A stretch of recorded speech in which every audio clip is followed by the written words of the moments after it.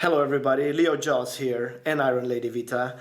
I'll be doing my first training video as I am training during the lockdown in the coronavirus, and it's actually not much different of what I'm training every day, even when we're not in quarantine. It's the normal training that I always do because this is where I always train. I have a room, it's not a heated room.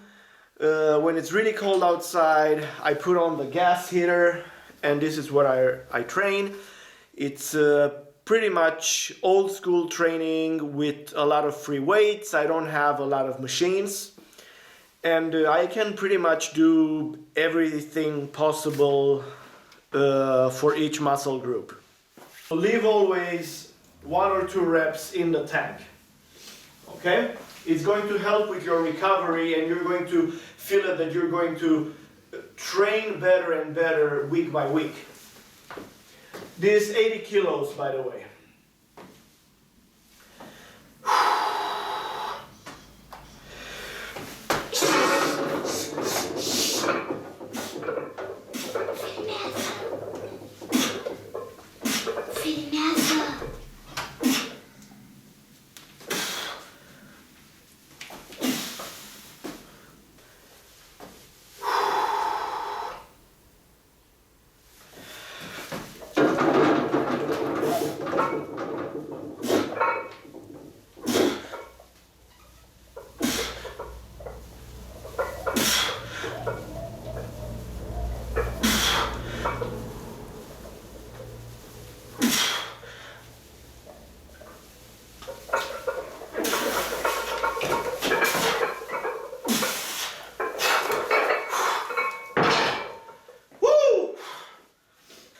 That was hard. Number 8 was hard. Whew. You know, I always go for the thing. It's not supposed to look pretty. Whew. It's supposed to go from A to B.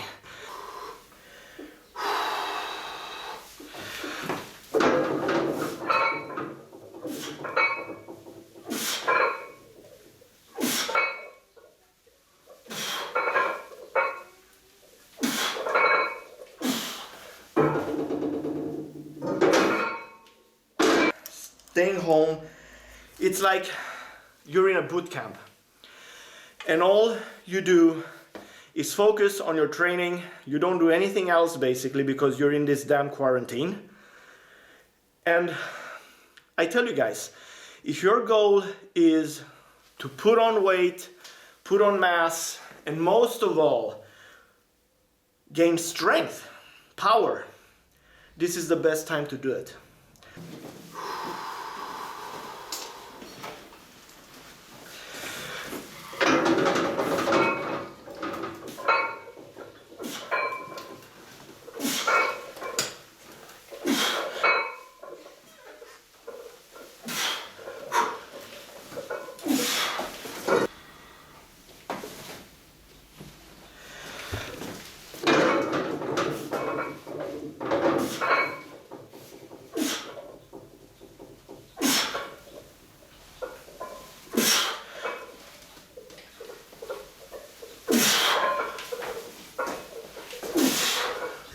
All the presses that I do them standing. Why I do that? Well, my personal opinion is it improves your balance. The balance is something activated by your internal ear that works together with small complementary muscles that work together in order to maintain your balance. If you would be just standing, you would only be isolating a certain muscle. But by doing the free weights and standing, it will help you adapt more and more, okay?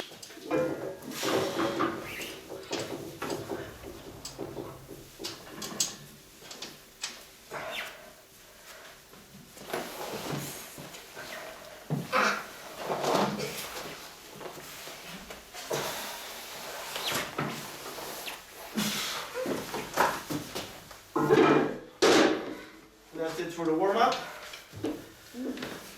As you can see, it's very important, you know, in certain weights that you don't use your belt.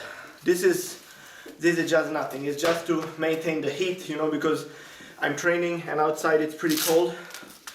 So it's really important that you don't use your belt all the time, because the same like I was saying a little bit before, the complementary muscles that work to maintain your balance, that's the whole point of, you know, this, the knees, is to aid those very small muscles that maintain your balance. So it's important that you leave them by themselves from time to time, so they don't forget what their primary goal and function is, okay?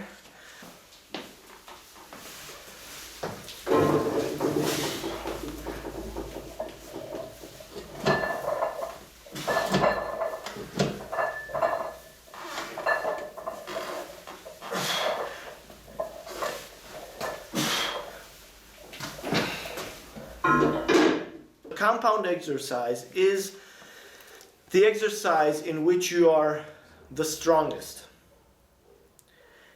and multiple joints are involved and multiple muscles are involved in that exercise. That's where you should go for the absolute max, okay? And then the next exercises I'll be explaining right after I do the set.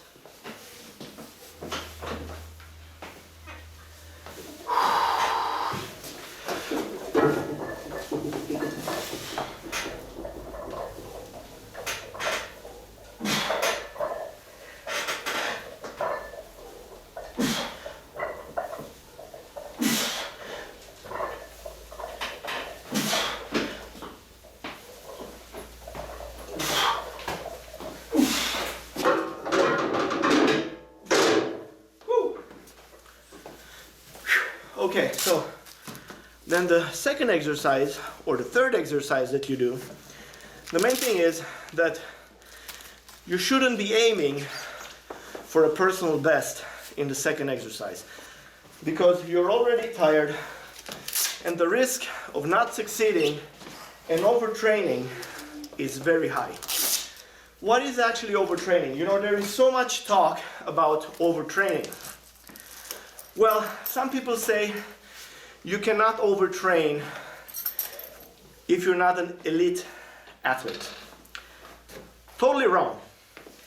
You can overtrain even in one day. You know, some people say that you need many months of training for too long and too hard in order to reach that exhaustion point of your body and not being able to recover. Totally false, totally wrong. You can overtrain even in one day. How? Let's say if you're going to put on a very big weight and do just one rep and that's it, you're not going to overtrain. No, what you're going to do then is stimulate. Maybe you're not going to stimulate enough. That's why, the same like I did in the first set, I did the first warm-up set, 10 reps, boom, boom, boom, with a pretty big weight, 80 kilos, and then 4 other sets that I did under 10, like 8, which was a personal best, and then 6, 6, and 6 with 90 kilos. That one is the key exercise of stimulating your strength and your muscles, and most important, your central nervous system. I always say this central nervous system. What is it? It's the ability of your brain to put in action in a certain moment the muscle fibers.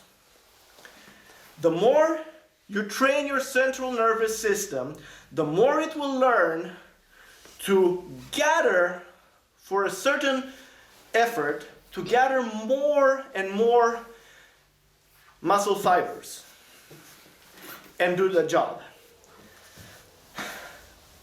A newcomer to the strength of sport he probably has the same strength as another guy that has been in the sport for a few months. But the problem is that the central nervous system did not adapt to use all those muscle fibers. Okay? Am I making sense? I sure hope so. All right. So back to overtraining. If you are going to go all max with, let's say, 75% of your 1 rep max, and you're going to go until the lactic acid hits into your muscles, you're going to feel it burning, and you're going to break a lot of muscle fibers, and you're going to go all out, and you're going to do something like strength more towards endurance training, and you're going to feel totally exhausted and out of breath, and all of that in one training, your body will not adapt. And you will see that the next training you will probably not be as strong as you were, because your body will be exhausted. It will not have enough time to recover. You say, yeah, but I'm only training this muscle once a week. Totally false. You are never training one muscle once a week, even though you want to. Because when you're training your shoulders, you are involving even your back, because it's the stability of the movement. Okay, the same like when you're training biceps. You are also training your triceps, even though you don't know it. In order to maintain the balance, the triceps is involved. In order to hold this position, to do this, right, to pull, if you wouldn't have your shoulders and your triceps, your arm would go here. And you would go like this. It wouldn't work. The center of gravity, when you're pulling for your biceps, is actually here. 90 degrees on the ground. And if you don't have all your back muscles and your deltoids and your triceps to hold it here, you'll be doing it like this. And you will only be working your biceps peak, instead of working the beginning of your biceps, which gives you the actual mass of the biceps. All right, but okay, this is shoulder day, so back to shoulders. I'll be right back.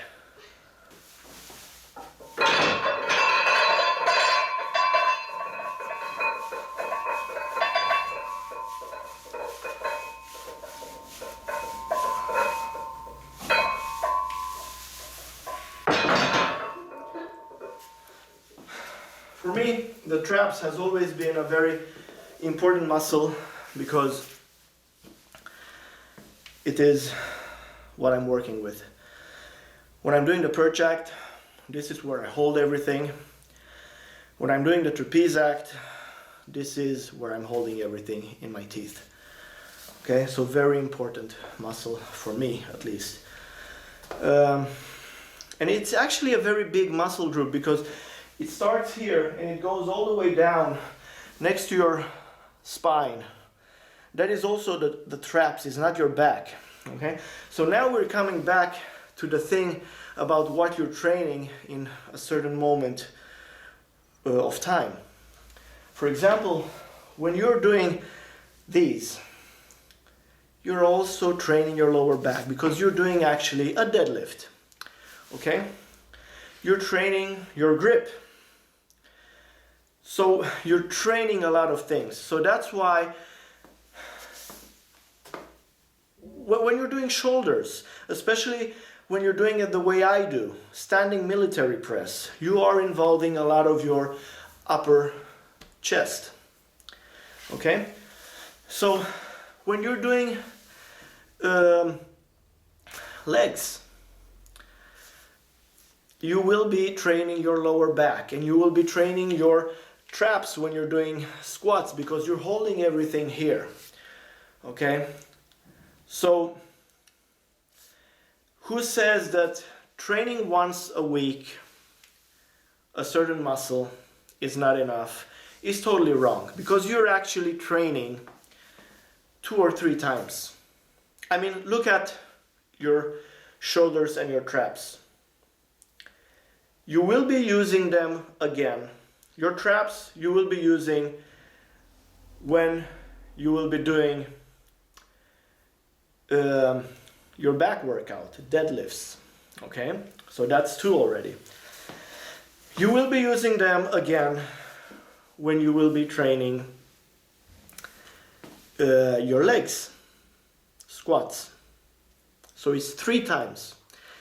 Your shoulders, you will be using them when you do your chest. So it's 2 right there.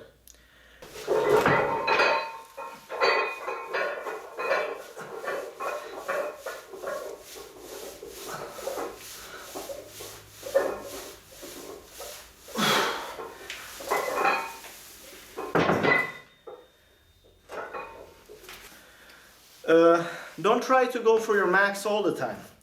Like I said before, use the first compound exercise, go for your max. Use the second one, which will be a combination of compound movement and a little bit of concentrated exercises on a certain muscle. And the third one, or your fourth, will be the easiest one, where you will only concentrate on strict form, negative contraction, and reps. So you will decrease in the amount of weight as you progress through the training. Don't try to hit your personal best at all the muscles group. Sometimes you will be very strong doing bench press in a certain period of time. Of course, sometimes it will happen that you will have personal best in all of them. But what I'm trying to say, don't feel bad about something if you don't hit your personal best at absolutely everything. You know, for example, now, maybe I would have tried to do my personal best in I don't know what. I would have already been tired. Maybe I would have done it because, you know, when you're hitting your personal best in your mind, it's really something going on.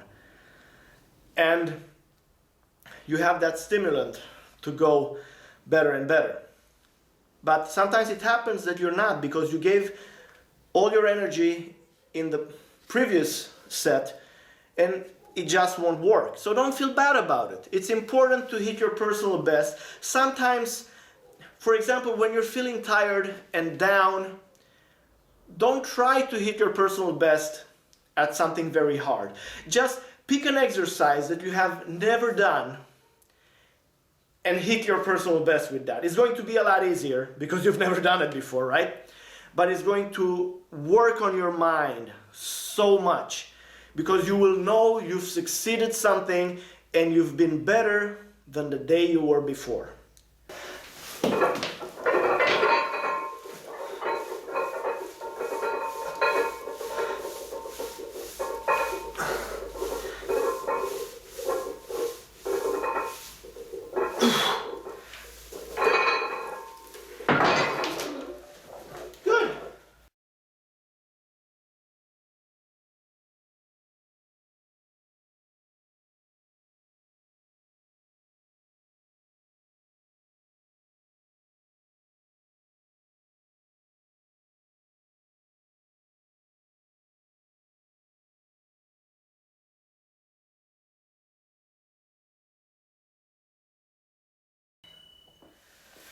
Whew.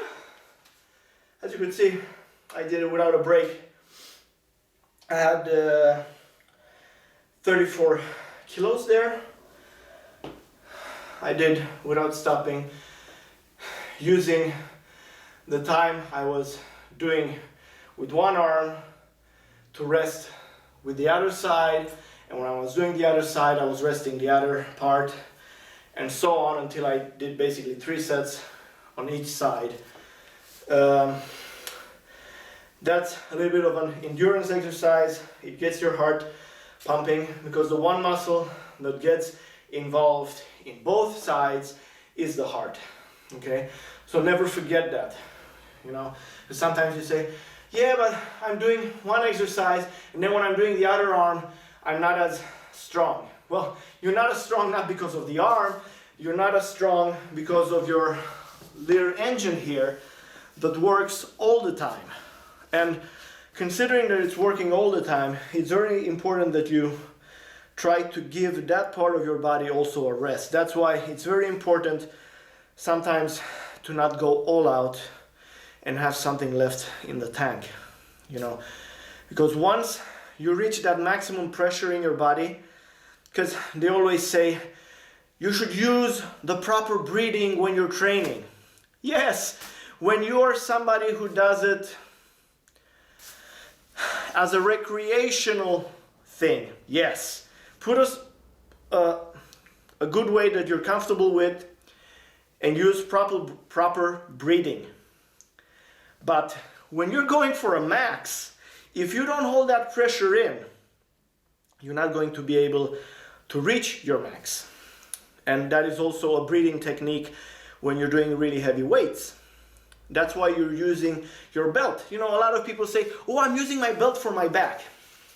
Not really. You're not using it for your back.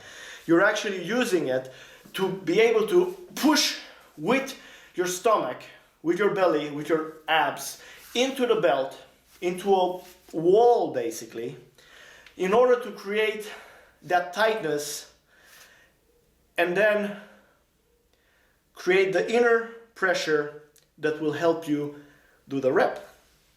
Okay? And only then, because you're basically not, you know, if you want to learn to do the proper breathing technique, the one exercise that you should use is either pullovers or bench press. So basically when you're doing the negative, you're taking the air in because your rib cage is expanding, and then you go the same like they're doing the karate. You know, when they hit, they scream. Why do they scream? Well, it's something that comes with all the air that goes out. You go rah! You know, all the air goes out, releasing that inner pressure, inner energy. That you don't use it anymore. You've used it when you did the push. And it's the same when you're doing the squats, for example. When you're using really big weights, you're going, then you go down. But the proper breathing technique, when you're not using very big weights, is going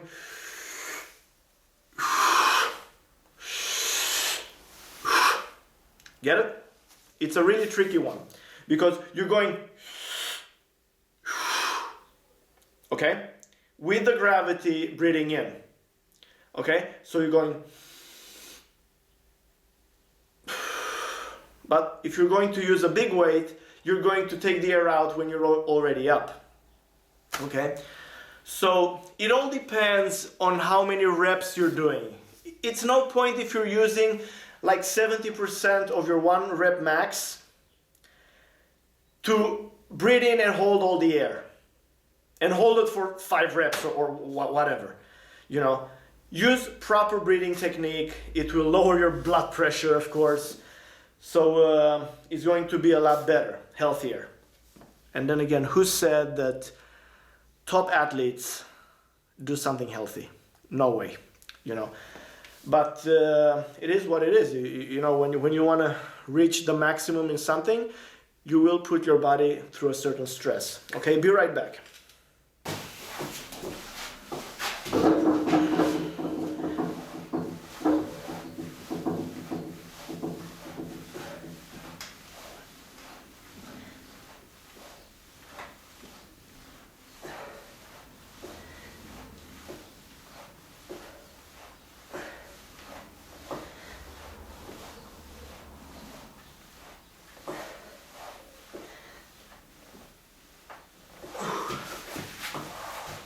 I'm a very solid advocate of not training your abs. I'm actually following Vince Gironda's style of training. You're actually using your abs in every single exercise. In order to get the inner pressure, when you're forcing yourself to lift the weight or to push the weight, you are using your back. Your back, your lower back and your abs. no matter what. You will see that it is impossible to completely relax your midsection and be able to do something whatsoever. You know, just lift the bottle like this. If you don't contract your midsection, you're going to go like that. Okay? So it is something that you're using even when you're walking, the same as your calves. So it is very, very important that if you want to have abs, watch out what you're eating. Okay? So this is where we get to the two things that are in constant conflict: feeling really powerful and energetic when you're doing the training, and being really cut. These are two totally separate things, and like I said in other videos, you cannot be the best at two things at the same time. You cannot be the best marathon runner and also be the best 100-meter runner.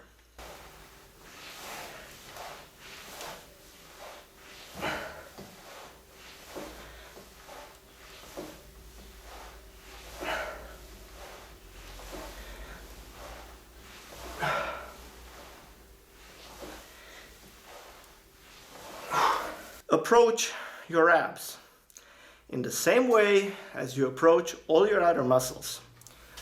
Some people, they do abs and they go all out.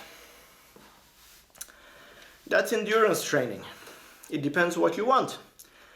You want to get cut, you do endurance training. What's the thing with endurance training actually? You sweat, you take out the water. The main thing is that yes, you are activating all the blood flow in your abs, and they are going to look bigger than they actually are. The same as you do with your biceps. You pump it, it's going to look bigger. For how long? That's a totally different story, okay? Like a lot of people, they train, they measure their biceps, wow, it's so big, and then in the morning when they wake up, they look in the mirror and it's all gone. Because the muscle growth is not the one that you get in the half an hour of pumping. It's the one in time when your body adapts to a certain effort and it grows new muscle fibers, repairs the muscle, and grows bigger.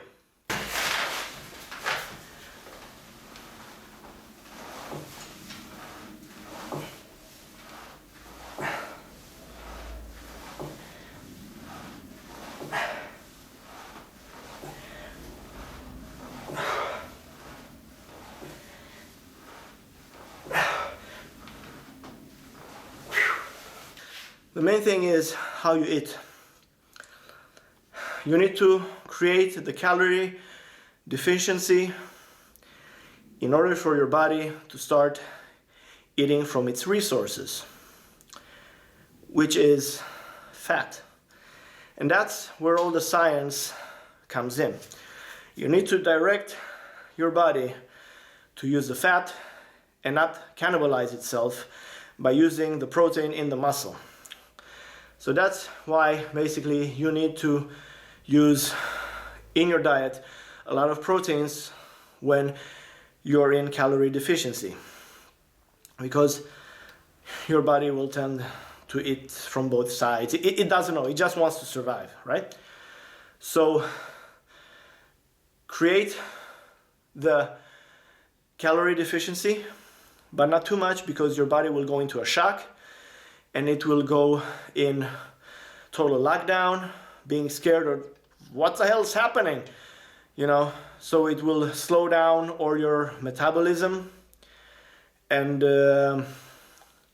you need to trick your body into thinking that it's actually still okay by feeding it every 3 hours to see that something is still coming in, but that something will not be enough, and that's where the fat burning goes in. And of course, do more reps. All right, that's it for today. I hope this video was useful. If you did like it, give a thumbs up, subscribe, and why not comment and see what I can answer. Take care, guys. One shot, that's all it counts.